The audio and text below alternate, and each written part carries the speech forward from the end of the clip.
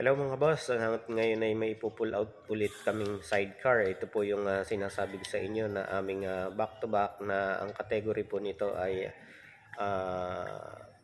ordinary namin. Ito po yung sinasabi ko sa inyo 25k. Ang kanya pong face panel o yung pinakamukha ng sidecar ay plain lang po yan. Walang ka-design. May mga moldura lang po yan pero wala po siyang logo, walang design.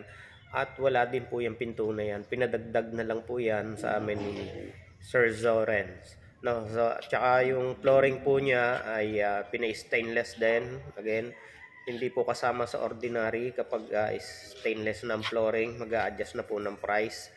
At kung sa mga shafting po ay stainless din, so mag-a-adjust din po ng price yan. At ito po pinalagyan din niya ng pinto dito sa likod. Mukhang gagamitin to sa mga estudyante para safety yung yung estudyante na sasakay.